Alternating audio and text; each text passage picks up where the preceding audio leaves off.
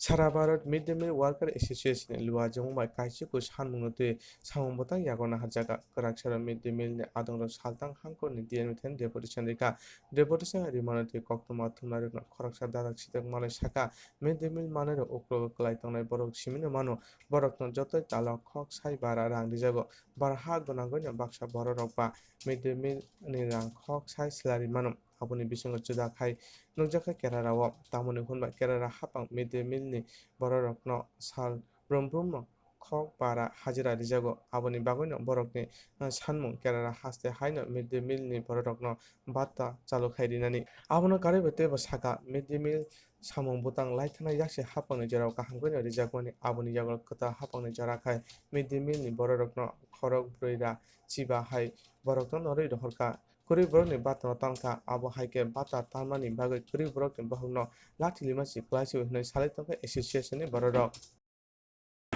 আজকে কিসের জন্য আপনাদের এই ডেপুটেশন? সারা ভারত মিড ডে মিল কর্মচারী ফেডারেশন 9 দফা দাবির ভিত্তিতে সারা ভারতব্যাপী মিড ডে মিল কর্মীদের বিভিন্ন কর্মসূচি গ্রহণ করেছে।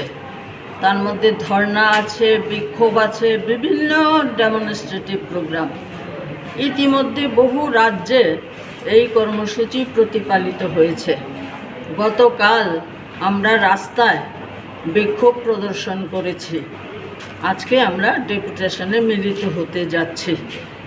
দাবিগুলো খুবই গুরুত্বপূর্ণ।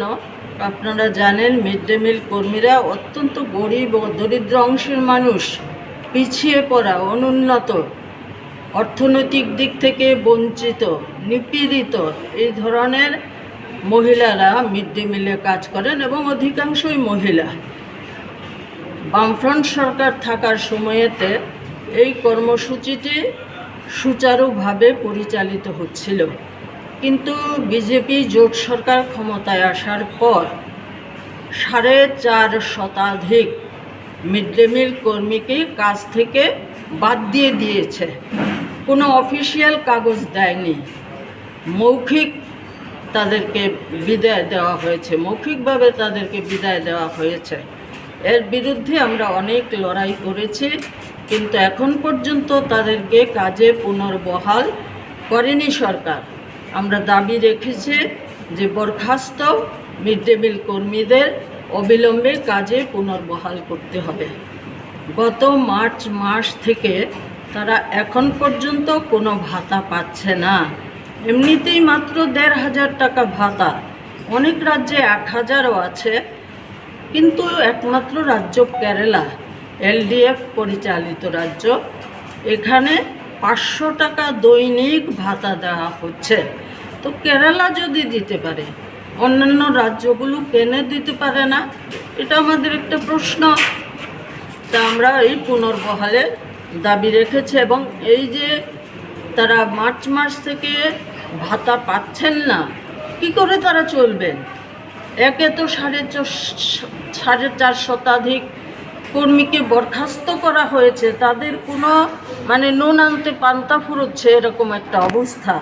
যারাও কাজে আছে তারাও যেহেতু মার্চ মাস থেকে বেতন পাচ্ছেন না, ফলে তারা কিভাবে চলবেন? একে তো কোভিড মহামারীতে এমনিতেই মানুষের হাতে টাকা পয়সা ইত্যাদি ইত্যাদি নেই, রোজগারবিহীন মানুষ। মিড ডে মিল কর্মীরা এই পরিস্থিতিতে অত্যন্ত দুর্দশার মধ্যে তারা রয়েছেন। এবং মিড ডে মিল প্রকল্পটি একটা বিশাল প্রকল্প। এই প্রকল্পটিকে বেসরকারিকরণের জন্য কেন্দ্রীয় সরকার কিন্তু উঠে পড়ে লেগেছে। অনেক রাজ্যে পঞ্চায়েতের হাতে তুলে দিতে চাইছে।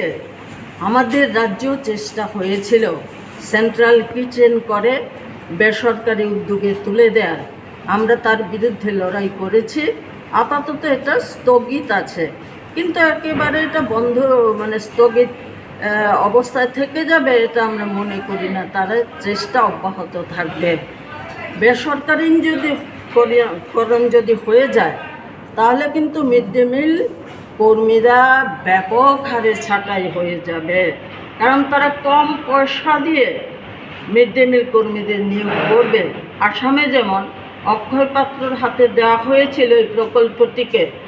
অক্ষয় পাত্র বলেছে মিড ডে মিল কর্মীদের 500 টাকা বেতন দেবে, কিন্তু আসামের মিড ডে মিল কর্মীরা জবরদস্ত লড়াইয়ের মাধ্যমে অক্ষয় পাত্র যে তাদের যে খাবার, অত্যন্ত নোংরা খাবার, পাথর বালি সব মেশানো, ডিম একটা প্রোটিন খাদ্য, 94% প্রোটিন আছে। অক্ষয় পাত্র ইস্কন বা নান্দি ফাউন্ডেশন তার তো ডিম দেবে না, নিরামিষ খাবার দেবে, তার মধ্যে সব বালি কাকড় এগুলো মেশানো। মিড ডে মিল কর্মীরা রাস্তায় নেমে তারা সমস্ত খাবার ঢেলে ফেলে দিয়েছে। তারা রেল অবরোধ করার সিদ্ধান্ত নিয়েছে, মুখ্যমন্ত্রী বাড়ি ঘেরাও করার সিদ্ধান্ত নিয়েছে। এই সার্বিক লড়াইয়ের ফলে আপাতত সেখানে বেসরকারিকরণ বন্ধ হয়েছে।